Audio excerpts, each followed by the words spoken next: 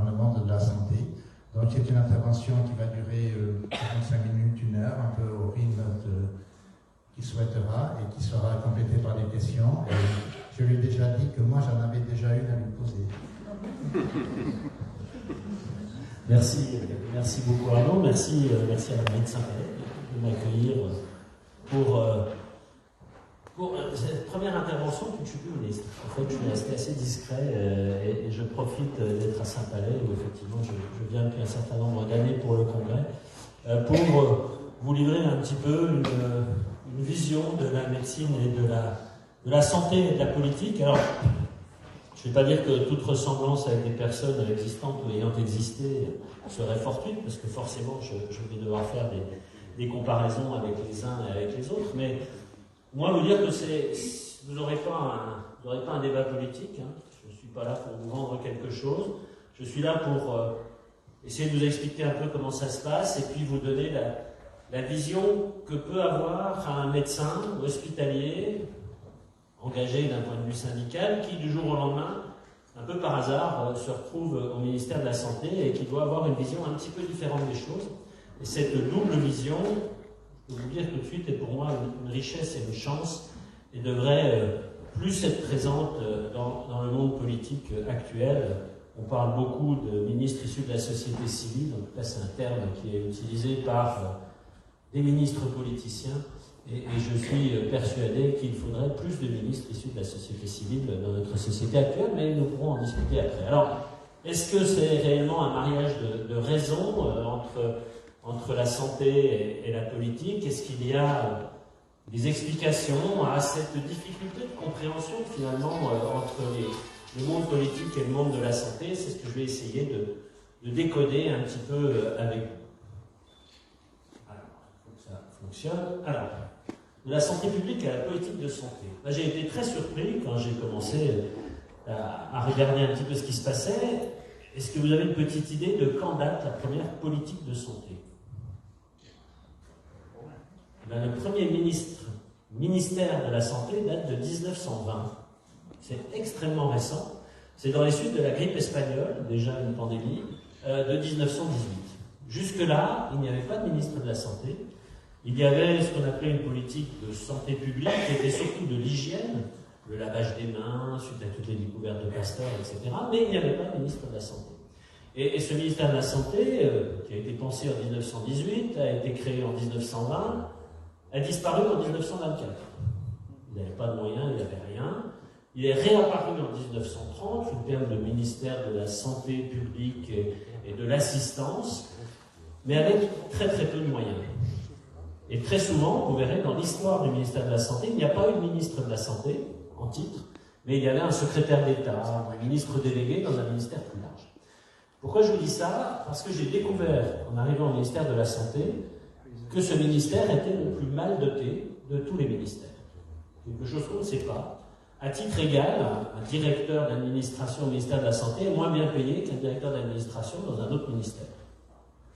Les chauffeurs du ministère de la Santé, mon chauffeur en tant que ministre, était moins bien payé que le chauffeur de Bercy. Pourtant, ils faisaient le même boulot. Je ne vous parle pas des assiettes, des verres, des couverts du ministère, qui ne sont pas l'argenterie Christophe, les verres Baccarat de Bercy. Ça a l'air idiot, mais on voit bien que ce ministère n'est pas forcément considéré comme les autres ministères, alors même, et on y reviendra, que la santé est une des préoccupations majeures des Français, on n'arrête pas de le dire. Pour autant, le ministère de la Santé reste quelque chose d'un peu à part dans l'ensemble du gouvernement et des ministères. Alors, la question c'est pourquoi est-il toujours à part? C'est ce qu'on va essayer de voir. Quelques points clés quand même de notre système de santé. Il y a une chose qui est extrêmement désagréable, c'est d'entendre en permanence ce santé bashing, tout va mal, on est mal soigné en France, etc. En France, on a depuis 1945 la sécurité sociale. C'est un bien, c'est un diamant de notre société qui est essentiel. La sécurité sociale, créée en 1945 pour apporter et garantir la santé à tous les citoyens, principalement aux enfants, aux femmes enceintes et aux vieux travailleurs. C'était ce qui était écrit dans la création de la sécurité sociale. Cette sécurité sociale permet à tout à chacun d'avoir accès à la santé. Ça a l'air évident pour nous. Je vous garantis que quand on voyage un peu à travers l'ensemble de l'Europe, même à travers l'ensemble du monde, ce système de sécurité sociale est envié dans beaucoup de pays. Alors, il a ses difficultés, il a ses excès, on pourra en parler, mais en tout cas, c'est un bien extrêmement précieux. Notre système de santé, il est aussi construit sur un équilibre. Cet équilibre, il est entre un système public et un système privé. Le système public, on le doit à Debré, ce sont les ordonnances de 58, avec la création des centres hospitaliers universitaires qui ont structuré un petit peu l'hôpital public pour sortir du principe des hospices, des maisons pour malades, et puis un système privé, alors qui est très remuant, hein, qui manifeste beaucoup, qui peut avoir beaucoup de revendications, mais les deux sont indispensables.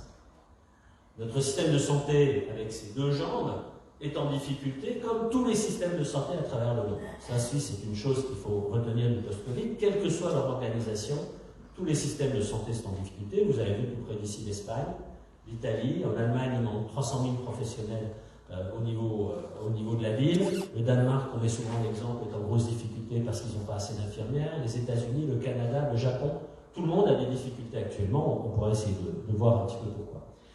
Cet équilibre, il est précieux, cet équilibre, il faut le préserver, parce que si un côté penche plus que l'autre, on arrive à des difficultés dans les prises en charge. Alors, comment les politiques, d'une façon générale, pas du président qui a des parents, vous savez, qui sont médecins, donc qui a une vision un peu différente, mais comment le politique voit le traitement nécessaire de système de santé. Le système de santé, pour lui, c'est un chaos total.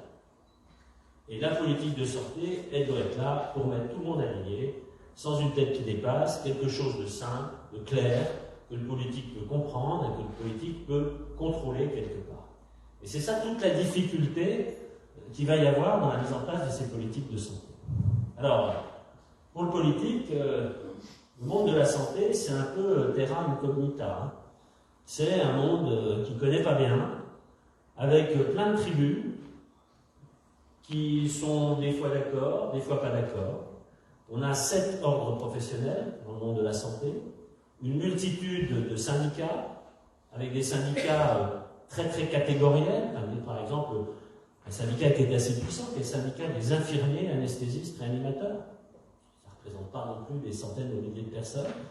On a des sociétés savantes, pour toutes les spécialités, voire même pour des entre guillemets sous-spécialités. Vous avez les sociétés françaises de dermatologie pédiatrique, par exemple. En plus, la société de pédiatrie, la société de dermatologie, en fait, il y en a partout. Et chaque société, chaque syndicat, chaque fédération, qu'elle soit hospitalière, publique, privée, émet des recommandations, émet un avis, dit comment il faut faire pour la santé. La politique, le ministère se trouve au milieu de tout ça, avec plein de gens qui disent des choses, souvent le contraire les uns des autres, et finalement, quand vous êtes chargé de définir des textes, d'encadrer la santé, vous ne savez pas sur quels gens s'appuyer pour le coup, ni avec qui discuter. Donc ça, c'est une complexité, en tout cas c'est vu comme une complexité par le politique.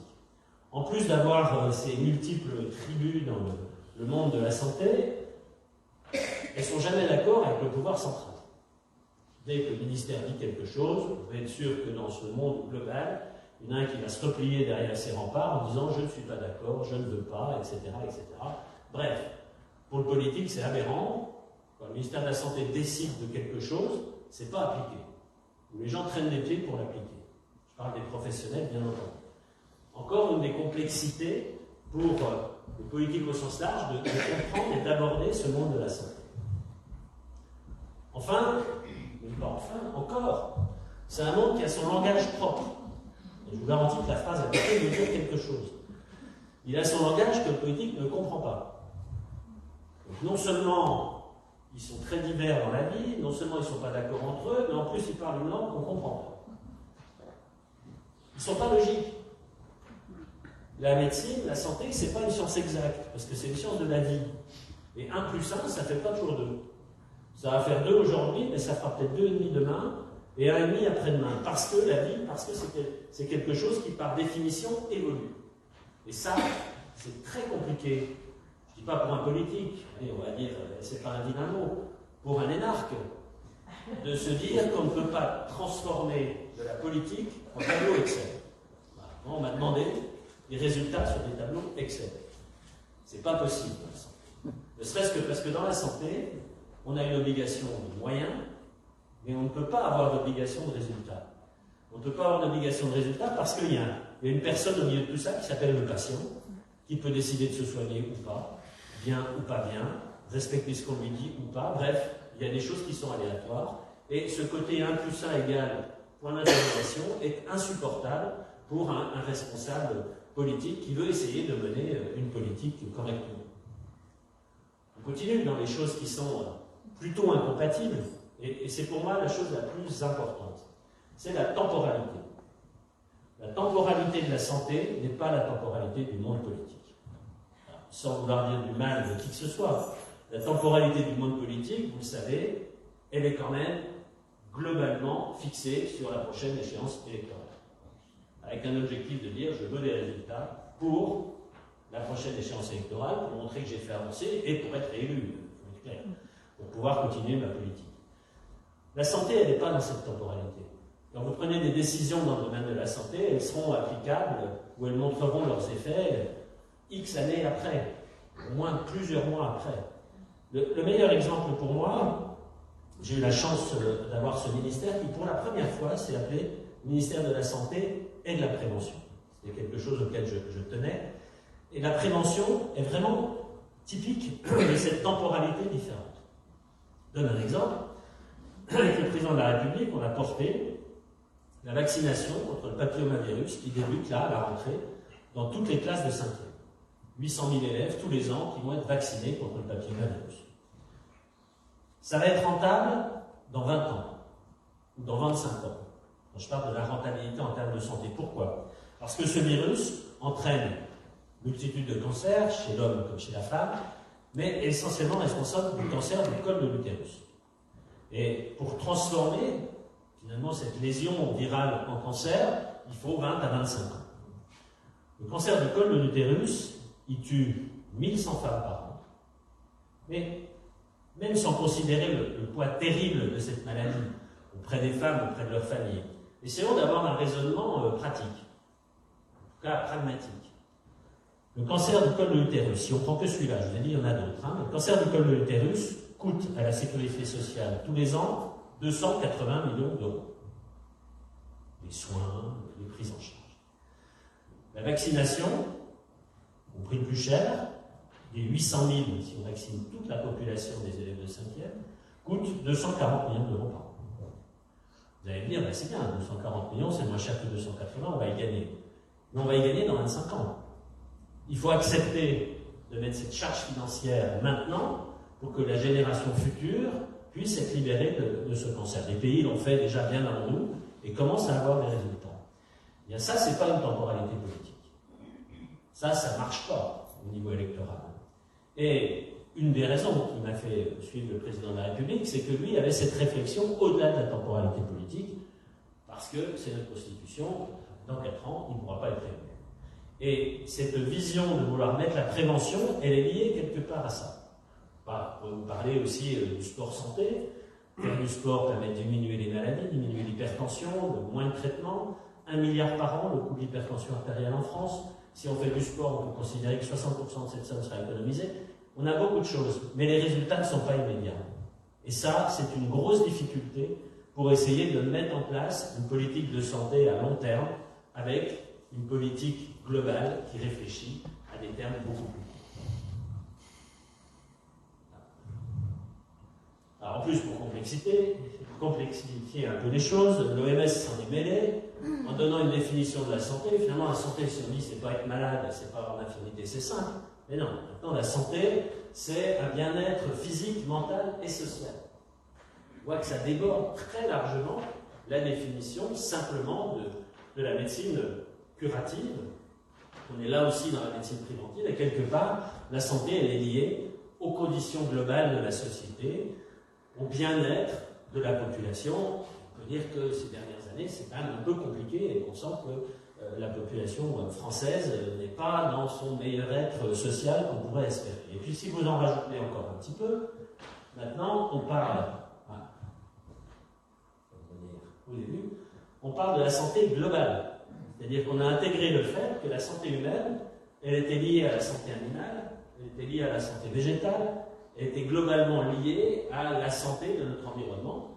Le Covid en est quand même le meilleur exemple, puisque on sait qu'il est arrivé par un vecteur animal, même si le pauvre pangolin, il n'y était pour rien, et qu'on lui a beaucoup tapé dessus. Mais quand même, on a intégré en plus cette notion que la santé est quelque chose de global. Alors, moi j'ai tout de suite dit, mais pourquoi on ne fait pas un ministère de la santé, santé globale?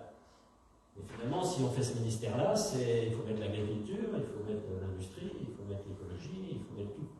On m'a dit, ça existe déjà, ça s'appelle Matignon. J'ai dit, bon d'accord, mais c'est pas forcément la priorité absolue, loin d'elle, au niveau de la politique globale. Mais en tout cas, c'est quelque chose qui complexifie encore plus pour le politique quand on commence à discuter un petit peu de ce que doit être la santé.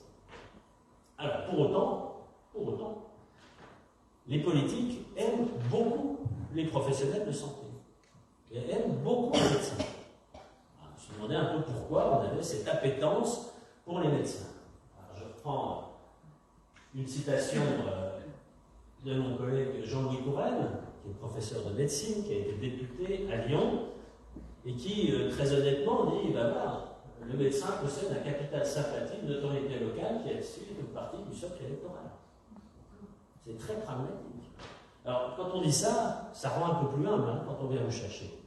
Dites, on ne vient pas me chercher parce que je suis le meilleur du monde, on vient me chercher parce que potentiellement j'amène des électeurs. Il faut garder ça présent à l'esprit en permanence. Et après, il faut quand même justifier le fait que quand on est docteur, on veut faire de la politique. Donc, c'est, la santé publique, c'est le ferment de l'engagement des médecins. Donc, la santé publique, c'est tout ce qu'on vient de dire sur la santé globale. Et c'est pour ça que les médecins s'engagent en politique. Certainement, peut-être pas tous. Alors, est-ce que vraiment, il y a beaucoup de médecins dans notre monde politique? On parle du lobby médical, du lobby de la santé dans le monde politique, qui décide de tout. Ben, vous allez voir que c'est pas... c'est pas si terrible que ça. Aux précédentes législatives, donc en 2017, il y avait 27 médecins à l'Assemblée nationale, il n'y en a plus que 17, dont un qui est ministre, 16, actuellement à l'Assemblée nationale, soit 4,5%. 26 professionnels de santé sur 577 députés, c'est 4%, 4,5%. C'est quand même pas un lobbying extraordinaire, vous connaîtrez que c'est pas ça qui va faire changer la vie de la santé. Et si on regarde au Sénat, c'est pareil. 16 professionnels de santé sur 348 sénateurs, là, aux dernières élections, c'est aussi 4,5%. Donc ce lobby imaginaire des médecins qui a peut-être existé dans les mandatures précédentes n'existe plus au niveau de l'Assemblée. Il semblerait que les politiques se soient un peu lassés d'aller chercher les médecins, que les médecins se soient lassés d'aller faire de la politique. Alors, vous direz, mais il y a eu plein de ministres de la Santé qui étaient des médecins. Ça, au moins, c'est pratique, c'est vrai. Voilà. Alors, je me suis amusé à regarder depuis François Mitterrand, et je suis remonté assez loin, donc en 42 ans, vous avez la liste de tous les ministres de la Santé. Alors, les carrés orange, c'est quand les ministères n'étaient pas ministres de la Santé, secrétaire d'État ou ministre délégué, c'est pas un ministère plein. On voit que c'était assez fréquent dans les années 80, ça allait moins maintenant. Et puis vous avez les ronds verts, les ministres de la Santé, qui étaient des professionnels de santé. Alors c'était tous des médecins, sauf, vous savez, Roselyne Bachelot, qui est pharmacienne. Bon, on voit que c'est pas mal quand même. Et si on regarde sur l'ensemble du nombre de ministres, eh bien les 2 tiers des ministres, la majorité, pardon, des ministres sont professionnels de santé. Et sur les mandats, ça coule sur 2 tiers du temps. Globalement, la santé a été dirigée par des professionnels de santé la majorité du temps. Je dis, c'est un peu curieux, parce que... Alors, il y en a qui sont revenus, comme quoi c'est possible, mais bon, j'en suis pas là. Mais globalement, on se pose la question. Après, je me suis dit, mais on parle de la société civile, donc ces ministres de la Santé, est-ce qu'ils étaient issus de la société civile ou pas? En gros, est-ce qu'ils avaient, avant d'être ministres, bien que professionnels de santé, un mandat électoral? Alors, tous, je vous rassure, moi aussi, on était engagés syndicalement dans la défense de la profession. Mais vraiment, cette question de mandat électoral, qu'il soit local ou qu'il soit régional. Et si on regarde ça, ça va réduire pas mal. Vous n'en avez plus que 5 qui sont issus de la société civile. Alors, les vilains petits canards, parce que c'est quand même vu d'une drôle de façon par le monde politique quand on vient de la société civile. Et vous voyez, alors quand Bernard Kouchner, j'ai compté que son premier exercice, quand il est revenu, il était devenu un homme politique. Vous avez Michel Barzac, vous avez bien sûr Agnès Buzyn, et puis Léon Schwarzenberg. Alors, Léon Schwarzenberg, je le remercie parce qu'il est resté qu'un mois, du coup ça fait diminuer la moyenne, et moi avec 12 mois je me trouve dans la moyenne. Donc, par contre, Michel Barzac est resté, vous voyez, un peu plus de 2 ans, et puis Agnès Buzyn est restée 1 an et demi. Donc on voit que finalement c'est assez peu longtemps, et si on regarde cette durée par rapport aux 42 ans dont je vous parlais, si pendant 2 tiers du temps le ministre de la Santé était un professionnel de santé, pendant 14% du temps seulement c'était un professionnel issu de la société civile. Donc finalement cette vision de la société civile, elle est assez faible au ministère de la Santé, et je vais vous expliquer pourquoi, à mon sens, elle est quand même importante.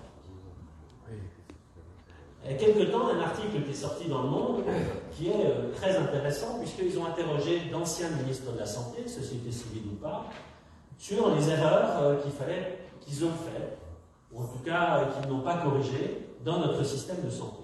Vous allez voir que la vision est assez intéressante sur les erreurs reconnues dans la politique de santé. La première, ce fameux numerus clausus. Numerus clausus qui était limité le nombre de médecins pour des raisons purement économiques, qui date de 1971 quand même. C'est pas tout jeune. Bon, tout le monde s'accorde maintenant pour dire que c'était une erreur. On reviendra tout à l'heure après sur les solutions. Le principe de départ était simple. Il était d'ailleurs demandé par les médecins eux-mêmes, il ne faut pas oublier. C'était s'il y a trop de médecins, eh ben, on n'aura plus assez de malades et on n'aura plus assez d'argent. Donc il faut limiter le nombre de médecins. C'était peut-être pas fait en 71, le problème c'est qu'on a traîné ça jusqu'en 2017-18,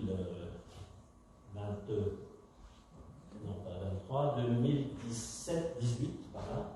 Et c'est Emmanuel Macron qui a fait sauter le juste avec d'autres difficultés dont on pourra parler. En tout cas, tout le monde s'accorde pour dire que c'était une erreur, qu'il n'aurait pas fallu le faire, c'est déjà ça. La fin de l'obligation des gardes, 2002, Jean-François Mattei. Là aussi, les médecins disaient, nous, on doit vivre comme les autres. Pourquoi on est taillable et corvéable à merci toutes les nuits, tous les week-ends? Grand mouvement de manifestation à l'époque, et puis le ministère de la Santé a dit, bon ben ok, le Conseil de l'Ordre a limité cette obligation de garde, et maintenant on dit que c'était une erreur. Oui, c'est bien, en tout cas ça existe toujours. La liberté d'installation. Roselyne Bachelot, en 2007, a voulu s'attaquer à la liberté d'installation des médecins en mettant en place ce qu'on appelle un conventionnement sélectif, c'est-à-dire que si le médecin s'installait dans une zone où il y avait déjà beaucoup de médecins, ces patients ne seraient pas remboursés par la sécurité sociale. Devant la pression des syndicats, devant la pression aussi de ses collègues politiques qui ne voulaient pas fâcher les médecins, elle a reculé, elle n'a pas mis ça en application. Elle considère aujourd'hui que c'était une erreur et qu'il aurait fallu le mettre en application. On pourra voir ce que ça aurait pu donner. 2012. Le bas salaire des infirmières et des aides-soignantes. Oui, tout le monde s'accorde pour dire maintenant que ce sont des professions qui n'ont pas assez de responsabilité, qui sont insuffisamment payées.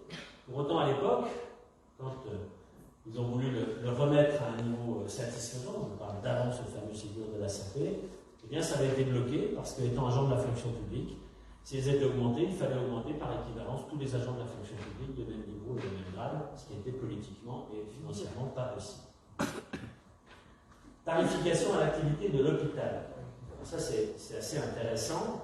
Nous avons toujours accusé Roselyne Bachelot avec cette fameuse loi Hôpital, Patient, Santé, Territoire d'avoir mis ça en place. Or, c'est pas elle, c'est Jean-François Mattei en 2004 qui a mis ce. Finalement, l'hôpital est payé en fonction de ce qu'il fait. Alors, on peut trouver ça tout à fait normal, ce fameux paiement à l'acte. Avant, c'était pas comme ça. Avant, l'hôpital avait un budget et puis le budget augmentait tous les ans. Que l'hôpital travaille plus ou travaille moins, ça n'avait pas d'importance.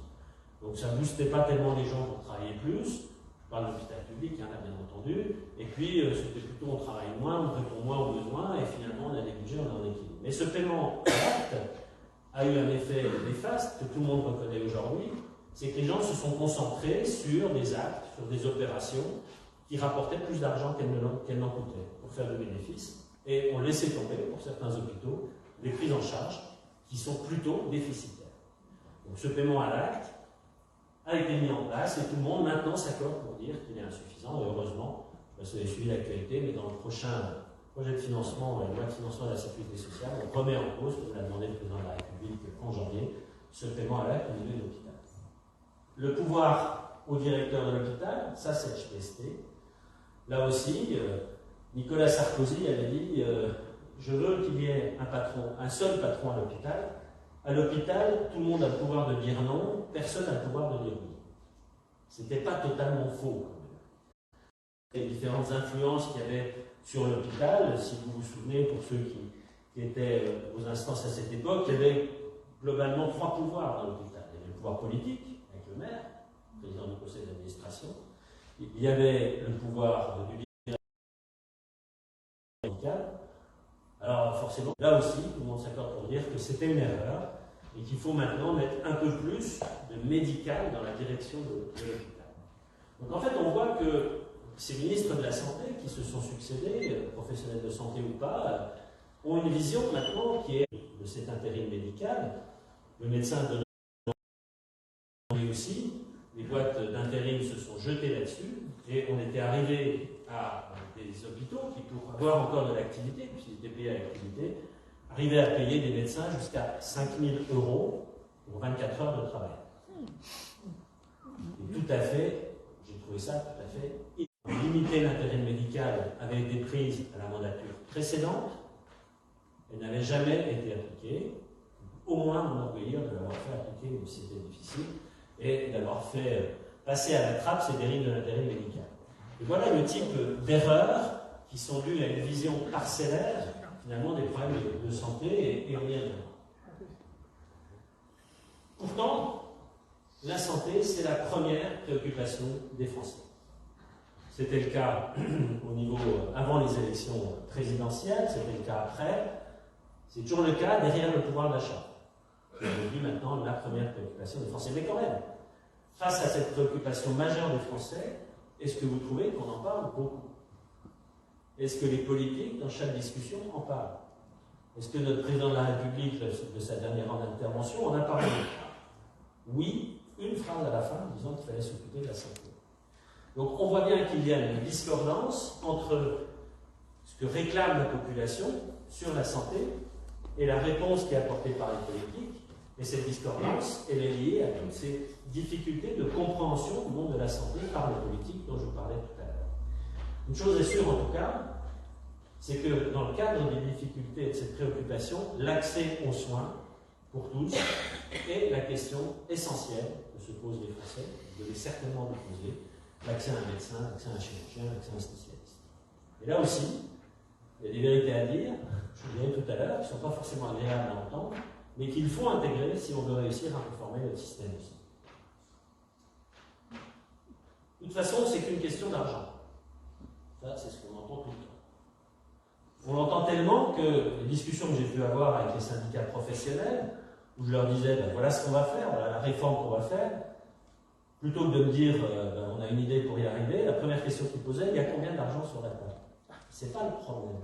Je veux qu'on sorte aussi de cette idée fausse de dire que c'est Bercy qui commande. C'est pas vrai. En tout cas, dans mon expérience, hein, je ne parle pas d'autres ministères. C'est pareil que dans un couple. Il y en a un qui fait les comptes, rarement les deux. Bon, ben, on ne peut pas tout acheter, on fait des choix. Le gouvernement, c'est pareil. Bercy a son rôle, c'est lui qui tient le portefeuille. Donc, on doit être dans un certain cadre, un cadre financier particulier. Il y a des choix qui sont faits.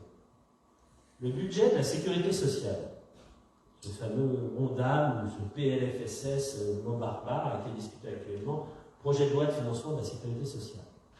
C'est 254 milliards d'euros. Ça ne veut rien dire, hein, quand on dit ça comme ça. On comprend ce que c'est que 254 milliards d'euros. Simplement, c'est plus que le budget de l'État. La première chose. Et puis surtout, c'est l'argent des Français. Donc on ne peut pas faire n'importe quoi avec cet argent. Mais c'est tellement énorme que quand on me disait il faut faire, comment on le trouve? Dans quelle poche on va le prendre? C'est pas si simple. Mais il y a des arbitrages. Et dans ces arbitrages, ben, le rôle du ministre de la Santé, en tout cas le rôle que moi j'avais porté, c'était de défendre un certain nombre de positions. Et de dire, par exemple, non, on ne va pas augmenter le reste à charge pour les sur ces principes fondamentaux. Et je crois que ça, c'est très important. Bercy. Il y avait un bon diable à vous montrer. Voilà. Bercy n'est pas le diable dans ce dispositif. Bercy joue son rôle. Et le rôle de chaque ministre, c'est d'aller défendre son budget face à d'autres, parce qu'il y a des priorités et d'autres qui n'en sont pas. Donc arrêtons d'avoir une fixation en disant c'est Bercy qui décide, c'est pas vrai. L'évaluation de la situation. Et finalement, pourquoi je suis intimement persuadé qu'il faut des gens issus de la société civile comme ministre, fortiori comme ministre de la Santé. Ça, c'est un petit truc que je faisais déjà avant sur la médecine de catastrophe et l'évaluation d'une situation. C'est assez simple, vous pouvez vous amuser à le faire. Vous avez une boîte en carton et vous mettez un cône à l'intérieur de votre boîte en carton. Jusque-là, pas compliqué. Vous faites 2 trous. Un trou sur le côté, on va dire qu'on va demander au docteur de regarder sur le côté, et un trou sur le dessus, et on va demander à notre énarque, je ne dis pas ça méchamment, hein, mais disons un grand chef de l'administration, de regarder au-dessus. Puis vous allez leur demander ce qu'il voit. Il y en a un, il va vous dire, et de voir les choses de 2 points de vue différents, vous l'analysez très bien. Et j'avoue, c'est ce que j'ai découvert en arrivant au ministère de la Santé. J'avais une vision docteur, syndicale, que je pensais tout à fait vrai ce qui se passait dans le domaine de la santé. Puis quand vous êtes au ministère et que vous commencez à regarder avec un autre point de vue, en particulier aussi le point de vue financier, le point de vue des équilibres, vous dites ce que je pensais être un triangle. Double vision, je suis intimement si on veut trouver des solutions pérennes pour notre système de santé. Alors si on reprend ce principe des doubles visions un petit peu, le numerus clausus, je vous le disais, la vision économique était de dire moins on aura de médecins, moins on aura de dépenses de santé. Très logique. Les médecins, beaucoup disaient oui, un peu ce que me disait un certain nombre de politiques. Pourquoi? Parce que les contraindre à s'installer, qu'est-ce qui va se passer? Il va se passer déjà, on parle des médecins généralistes essentiellement, que les jeunes ne vont plus choisir la médecine générale. Ils vont prendre une autre spécialisée en disant moi, j'ai pas envie de m'installer à droite ou à gauche, donc je dis non. Bon. S'ils choisissent quand même la médecine générale, ils vont arriver au bout, ils vont dire je vais choisir un truc, une surspécialité. Le traitement du sommeil, l'allergologie, des choses comme ça. Comme ça, je m'installerai où je veux. On ne pourra pas me contraindre. Et puis, si on les contraint à dire non, tu vas aller t'installer à tel endroit, ils diront je vais prendre un poste de salarié plutôt à l'hôpital dans la ville ou plutôt à tel autre endroit. Ça ne marchera pas non plus. Et in fine, on va les contraindre à s'installer, on va leur dire vous devez vous installer, je ne sais pas, au moins 3 ans, 5 ans obligatoirement.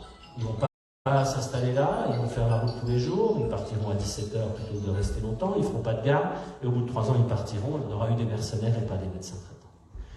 Il y a d'autres solutions pour faciliter l'installation dans ces territoires. On pourra en parler, ces solutions, c'est de faire découvrir ces territoires au plus tôt, aux jeunes générations, parce que maintenant, c'est électoral, et il sera réélu. Donc attention aussi à ces vendeurs de mirages qui ont un raisonnement sur un temps extrêmement court et qui ne voient pas le problème de santé dans sa prolongation. Le bas salaire des IDE, des aides-soignantes, on voit bien, le Ségur de la santé, 7 milliards d'euros quand même, sur 5 ans, 3 ans, sur 5 ans. C'est demandé par les professionnels, par toutes ces fédérations dont je vous parlais tout à l'heure. Parce qu'on ne peut pas se contenter d'avoir une vision à 1 an du financement. C'est demandé par les professionnels de santé de terrain, parce que eux aussi veulent savoir comment vont évoluer leurs revenus dans les 5 ans qui viennent.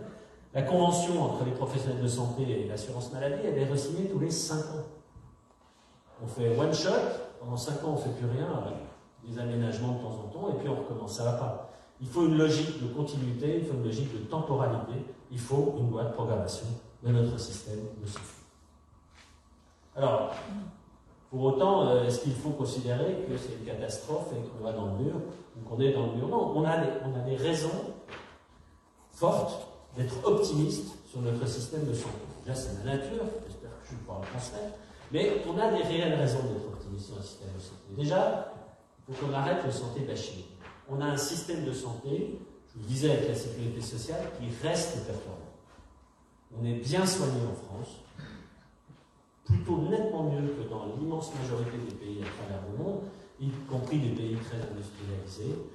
Tout le monde a accès aux soins, de façon générale, pas tout de suite là à la minute, mais globalement, on est bien soigné, il faut préserver ce système, il faut préserver ça. Mais pour autant, notre système doit être réformé en disant la vérité. Pourquoi j'ai mis cette image? J'ai repris la citation de De Gaulle en 40, les Français sont des veaux. C'est pas vrai. Là, je suis désolé, je ne suis pas d'accord avec le général. Je suis d'accord avec beaucoup de choses, mais pas avec ça. Les Français ne sont pas des veaux. Les Français, on doit leur expliquer les choses. En tout cas, tous les déplacements que j'ai faits, quand on explique les choses aux gens, ils comprennent, ils sont d'accord. Donc il faut arrêter de croire qu'on prend des décisions d'en haut et que forcément ils s'appliquent. On n'est pas... je discutais avec je ne donne pas le nom, mais un grand publiciste, spécialiste des sondages. Et je lui ai demandé de m'expliquer un peu la mentalité des Français. Il me disait, les Français ne sont pas comme les Anglo-Saxons, les Américains, les Anglais, les Nordiques. Les Américains, les Anglais, les Nordiques, on leur dit, le ciel est gris, ils disent oui, le ciel est gris. Pas de problème. Une fois que la loi est passée, ils sont d'accord, ils sont pas d'accord, mais ça marche. Le Français, il dit non, mais il est gris avec des nuances de bleu, puis des fois un peu de noir, puis un peu de machin. On n'est pas les mêmes peuples, on n'a pas du tout la même mentalité. Donc il ne faut pas qu'on soit traité de la même façon. Vouloir faire quelque chose de très pyramidal, comme je vous montrais tout à l'heure, les décisions prises par le ministère ne sont pas mises en application sur le terrain, parce que si elles ne sont pas comprises, elles ne sont pas mises en application.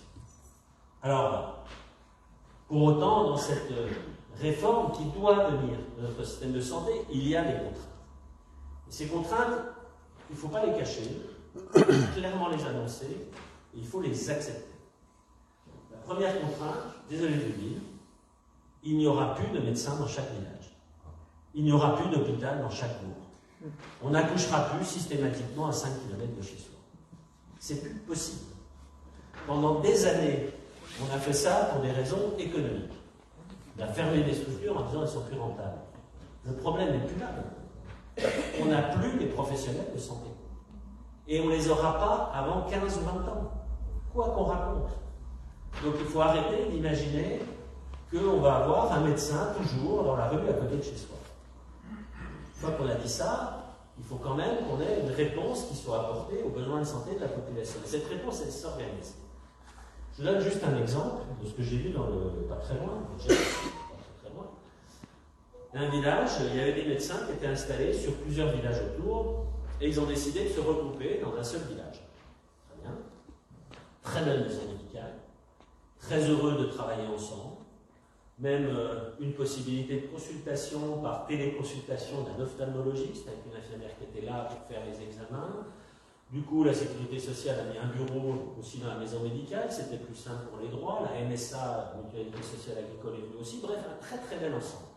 Mais il n'y avait plus de médecins dans les villages autour, et c'était visiblement un problème, les personnes âgées qui avaient du mal à se déplacer.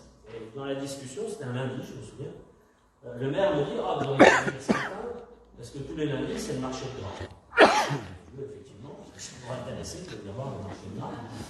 Et il dit « Vous savez, pour le marché de Graves, on a fait un truc, c'est que toutes les communes, là, on a un minibus, puis comme ça, on peut aller chercher les personnes âgées, puis les amener au marché, ils sont contents. » Je dis « Pourquoi vous ne faites pas ça avec les malades ? Les personnes âgées qui doivent aller voir son médecin tous les mois ou tous les 2 mois. » Ah ben, il dit, c'est une bonne idée, on va faire ça. Tout ça pour dire que c'est pas parce qu'il n'y a pas un médecin dans chaque commune que la réponse ne doit pas être organisée. Et cette réponse, elle s'organise à l'échelle du territoire, et elle s'organise avec les politiques. Et moi, j'ai beaucoup discuté avec les représentants des maires, les représentants des départements, les représentants des régions, pour leur dire, c'est votre responsabilité aussi de vous impliquer dans ce domaine, même si la santé n'est pas dans une de vos obligations et que ça reste un pouvoir de l'État. Les maternités. Je donne un autre exemple de maternité, une maternité dans le Morvan. Alors, je ne donne même pas ce que j'ai découvert sur combien était payé le pédiatre et le gynéco-obstétricien qui étaient dans cette maternité qui fait 300 accouchements par an. Ils étaient payés sur l'année plus de 1 500 € par accouchement pour l'année. C'est tout à fait inacceptable. Bon. Et on ne peut plus accoucher, non, c'est pas possible. En plus, la sécurité n'était pas garantie. C'est toujours ce problème de faire le parallèle entre sécurité des soins pour la femme et l'enfant qui va naître et proximité. Donc, qu'est-ce qu'on a fait? On a dit, on va inventer quelque chose. On va dire qu'on garde la maternité, on garde les sages-femmes, parce qu'elles sont sur place, elles doivent rester sur place, mais la femme, elle va être prise en charge dans cet établissement juste avant l'accouchement. Et puis, quelques heures avant l'accouchement, on arrive globalement à le prévoir, hein, ça, il n'y a pas trop de problème. On va la transférer vers le plateau technique, qui est certes à 40 km, mais avec une ambulance, la sage-femme dedans, et on va l'emmener pour que l'accouchement se place dans un endroit où il y a 24 heures sur 24, un gynécologue, qui n'est pas crevé, un pédiatre, un anesthésiste réanimateur, tout est pris en charge correctement pour la sécurité. Et Puis les gynécos m'ont dit, mais nous, 3 heures après l'accouchement, il n'y a plus de problème, on peut la renvoyer. C'est ce qui se passe à Mayotte, d'ailleurs. Bon, je dis, on ne va pas expliquer ça au milieu du Morvan, parce que si on compare à Mayotte, je vais avoir des problèmes. Donc on a dit, au bout de 12 heures, en gros, la femme, elle revient à sa maternité d'origine. Dans cette maternité d'origine, où elle n'accouche plus, il y a un pédiatre qui vient faire de la consultation, il y a les sages-femmes, et elle est suivie encore pendant 2 jours. Même exemple, une collègue me parlait de son hôpital dans l'Ariège, qui n'avait plus de chirurgien pour opérer les os. Je dis, c'est dramatique, qu'est-ce qu'on va faire? Je dis, c'est pas un problème. Ta personne âgée qui s'est cassé le colon du fémur, on va transférer. Mais celui qui doit avoir une prothèse de hanche, parce qu'il a de l'arthrose, eh bien, il va venir faire sa consultation toujours dans ton hôpital. Et le chirurgien de Toulouse, il va monter dans cet hôpital, il va faire la consultation, puis l'anesthésiste, il fera la téléconsultation, on va s'arranger. Quand il va falloir l'opérer, il va aller se faire opérer à l'hôpital où il y a tout ce qu'il faut autour s'il y a un problème. Et puis 2 jours après, il va revenir dans ton petit hôpital plus local, plus territorial, et il fera sa rééducation dans ton hôpital. On ne ferme pas l'hôpital, on ne perd pas de personnel, on garantit la qualité des soins. Ça, c'est quelque chose qui va devenir indispensable. Sinon, on ne pourra plus garantir la qualité et la sécurité des soins. Et ça, c'est quelque chose que l'on doit tous intégrer si on veut accepter cette transformation du système de soins. On est dans l'équité des soins, on doit organiser cette équité, mais on ne peut pas dire qu'on a aussi autant de facilité quand vous êtes au centre de Biarritz, je dis n'importe quoi, ou quand vous êtes plus éloigné dans un village du Pays Basque. Vous n'avez pas accès aux mêmes professionnels aussi rapidement, mais par contre, on doit vous organiser cet accès. Autre contrainte qu'il faut intégrer, c'est la surconsommation des professionnels de santé au sens large. Je ne parle même pas des médicaments, parce que ça, c'est beaucoup plus délicat. Mais j'ai eu des grandes discussions avec les médecins sur les certificats. Heureusement, on a fait passer un texte pour diminuer le nombre de certificats qu'ils ont à faire. On demande un certificat à des parents parce que leur enfant qui doit aller à la crèche est malade. Bon, on se fait rembourser les 3 jours de crèche, d'accord. Mais qu'on redemande un certificat au médecin pour garantir qu'après 3 jours, l'enfant est guéri pour pouvoir retourner à la crèche, il faut arrêter de faire des conneries comme ça. Ça prend du temps aux médecins. Les médecins ont évalué que les certificats inutiles, c'était 1h30 par semaine de consultation en moins. 1h30 par semaine, en gros, c'est 6 patients en plus. Si vous faites ça par le médecin, il n'y a plus de problème de consultation. Même certificat pour faire du sport. Un truc qui m'a rendu complètement fou, c'est de voir que pour jouer à la pétanque, il vous faut un certificat médical. Pour faire une compétition de pétanque. J'ai demandé, pétanque, un certificat médical. Il m'a dit, oui, mais dans la licence de pétanque, il y a aussi la boule lyonnaise. Et pour la boule lyonnaise, il faut 3 poids d'élan en courant. Donc il faut faire attention que les gens ne parlent pas de pétanque. On marche sur la tête. On va demander des certificats, on va demander des certificats pour des gamins de 12 ans, de 14 ans qui n'ont jamais été malades pour aller faire du sport à l'école. Puis les médecins vous le diront eux-mêmes, ils font les certificats, ils ne souvent même pas le gamin. Ils font ça parce que les parents l'ont demandé. Donc arrêtons cette surconsommation médicale. Vous ne pouvez plus aujourd'hui, c'est pas du tout politiquement correct ce que je vais vous dire. Je suis désolé, mais c'est ce que je crois profondément. Il ne peut malheureusement, s'il a bien, vous ne pouvez pas avoir un décès quelque part sans mettre une cellule de soutien médico-psychologique. Les familles le savent bien, ils sont sollicités tout le temps. Le décès, même brutal, est quand même quelque chose de naturel qui va avec la vie. Il faut qu'on arrête de surmédicaliser tout. C'est plus possible. Déjà, je pense que c'est pas bien pour les gens, et en plus, on n'a pas les moyens de faire ça. Et on les aura jamais plus. Là aussi, soyons raisonnables dans l'utilisation de notre système de santé. Mais ces contraintes, elles doivent être partagées. Les contraintes ne doivent pas peser que sur les assurés, que sur les malades. Elles doivent peser aussi sur les médecins. On parlait tout à l'heure de la contrainte à l'installation. D'accord, il n'y a pas de contrainte à l'installation. Mais les médecins doivent s'organiser pour répondre aux besoins. Et c'est ce que j'avais commencé à discuter avec les médecins libéraux généralistes. Il n'y a pas de médecin dans ce secteur-là, quelle solution vous nous proposez? Et on voit à travers le territoire fleurir des solutions. Une des plus originales, c'est Médecins Solidaires, je ne sais pas si vous avez entendu parler de ça. Au fin fond de la Creuse, ils n'ont plus vu de médecin depuis 20 ans qui s'était installé. Ils ont décidé de mettre une maison médicale avec un gîte à côté et puis de proposer aux médecins de venir une semaine. Et puis le gîte, c'est pour la famille qui vient en vacances. Les médecins, ils bossent pendant ce temps-là. Mais ils ont plus d'1 an et demi de planning déjà couvert. Ils ont commencé l'été dernier. Il y a des solutions qui existent. À d'autres endroits, j'ai vu des médecins qui ont décidé de faire des consultations dites avancées. Ils ont aménagé un minibus et ils tombent dans les villages faire des consultations. Chacun un tour de rôle. Et ça marche. Et je dis aux médecins, prenez-vous en main. Si vous ne voulez pas la contrainte à l'installation, proposez des solutions comme ça, parce qu'il y a des besoins dans certains territoires qui ne sont pas couverts. Vous devez couvrir ces besoins. Donc la contrainte, elle doit se poser aussi sur les médecins. Et puis la contrainte, elle doit se poser aussi sur les politiques. Les politiques doivent donner les moyens aux professionnels de santé pour s'organiser. Le Premier ministre a annoncé il y a quelques mois, ces fameux médicobus qu'on a pu voir à certains endroits, et bien on va les déployer partout. Il y en aura besoin partout où des gens seront prêts à s'organiser comme ça pour répondre à cette problématique de désertement. Alors, je ne vais pas aller un petit peu plus loin, j'essaie de vous montrer les principales difficultés de cette compréhension entre santé et politique, mais aussi de rester optimiste sur l'avenir et sur ce qu'il va falloir faire. Une dernière diapositive, parce que ça c'est quelque chose qui a été annoncé par le président de la République et que j'ai soutenu dès le départ parce que je suis intimement persuadé que c'est la solution. Les problèmes sont dans les territoires, les solutions aussi.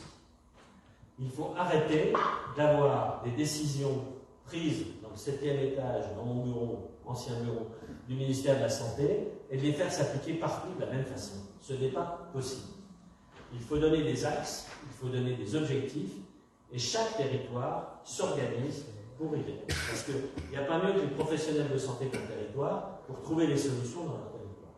Le médecin qui est installé, il n'est pas là en disant « j'en ai rien à faire de ce qui se passe autour de moi ». Il est concerné par le territoire. Et ces réunions des conseils nationaux de la refondation en santé, on a fait plus de 300 réunions. Et elles continuent à se faire, je ne sais pas si vous y avez participé. On a mis autour de la table les élus, les professionnels de santé et les citoyens. Moi, partout, les gens m'ont dit c'est la première fois qu'on est réunis dans cette configuration. Et ils ont pu échanger, et ils ont pu trouver des solutions. Et maintenant, les ARS sont en soutien pour mettre en application ces solutions. La solution, elle est sur le terrain. C'est au niveau de chaque territoire qu'on doit proposer, trouver des solutions, et l'État doit être là pour accompagner, pour mettre en application et s'assurer qu'il y ait une cohérence sur un territoire plus long.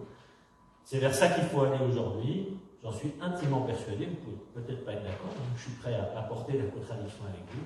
Mais en tout cas, il faut maintenant s'atteler sérieusement à cette réforme de notre système de santé. C'est le cas. Mon successeur le fait et continue ce qui a été démarré pour espérer dans les années qui viennent, et je ne dis pas dans les mois qui viennent, dans les années qui viennent, avoir de nouveau un système de santé qui répond mieux aux besoins de la population. Je vous remercie.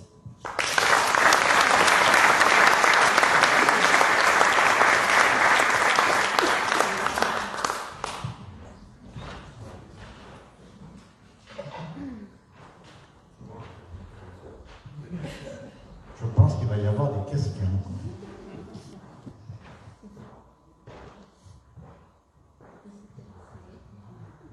Catherine, vous vous présentez. Bon, on s'est déjà présenté tout à l'heure. Donc, je suis pédiatre à l'hôpital de Saint-Palais. Et justement, puisque ça vient de vous, la réforme sur l'intérim, moi, j'ai pas très bien compris quelque chose. Pour vous signaler, pédiatre, vous savez très bien que depuis 20 ans, 400 départs à la retraite de pédiatre par an et seulement 200 étudiants formés par an. Que ce soit les hommes ou les femmes, c'est pareil, effectivement. Maintenant, les gens veulent faire de garde et puis avoir une vie de famille. Donc, du coup, on se trouve avec une pédiatrie où il n'y a pas assez de monde et pour l'hôpital et pour la ville. Et malheureusement, les postes ont été un petit peu faits pour l'hôpital, mais maintenant, tout le monde quitte l'hôpital parce qu'en ville, c'est plus agréable de travailler comme pédiatre, la population en a besoin aussi. Et donc, à l'hôpital, on manque énormément de personnel. Donc, on fait appel, comme vous dites, à des intérimaires. Voilà. Alors, les intérimaires, depuis donc cette loi RITS, nous, on a été très, très étonnés. Parce que chez nous, il n'y avait pas de mercenaires au tarif que vous avez signalé. Il y avait quand même une énorme différence entre des gens qui étaient payés effectivement 1 000 € à la journée et les locaux 40 € la journée. Je suis encore payé 40 € la journée pour l'astreinte. Je suis pas à 5 000 €, 40 € la journée. Donc à ce tarif-là, 40 €, nous ne trouvons pas effectivement de personnes. Bon. Et Les intérimaires, donc, nous, on avait des tarifs normaux, bon, et avec la loi RIX, bien sûr, ça a énormément baissé le tarif que pouvait leur proposer l'hôpital. Je crois qu'ils sont passés à 25 € de l'heure, là, et obligation de passer par une boîte d'intérim. Nous avons eu l'obligation à l'hôpital de passer par des boîtes d'intérim pour pouvoir leur assurer 45 € de l'heure, ce qui était demandé par les médecins, et puis des frais pouvoir les loger et tout ça. Voilà. Obligation de passer par des boîtes d'intérim. Alors ça, c'est obligation. Et alors, là, pour moi, c'était évident. C'était des lobbyeurs qui avaient poussé à passer par des boîtes d'intérim. Qu'est-ce que c'est cette histoire de boîte d'intérim où l'hôpital doit passer par des boîtes d'intérim? C'est faux. C'est faux, c'est absolument pas dans la loi. Il n'y a jamais eu d'obligation de passer par une boîte d'intérim. Beaucoup d'hôpitaux ont d'ailleurs contractualisé directement avec les médecins sans passer par des boîtes d'intérim. Et oui, mais alors un tarif de 25 € de l'heure. Alors que non, pour la boîte d'intérim, le tarif, la limitation du tarif, il est de 1 600 € pour 24 heures, plus les frais de déplacement, les frais de logement. Donc on est quand même, c'est pas 25 €, hein, c'est 1 600 € les 24 heures. C'est ça la limite dans la loi RIST, ou 1 500 quelque chose. Donc on est quand même dans quelque chose de correct, quoi, hein, c'est le moins qu'on puisse dire. Allez le dire à nos directeurs. Je le dis, il n'y a aucun problème, vous pouvez lui transmettre qu'il lise correctement la loi. Donc j'avais dit que je suis un médecin retraité.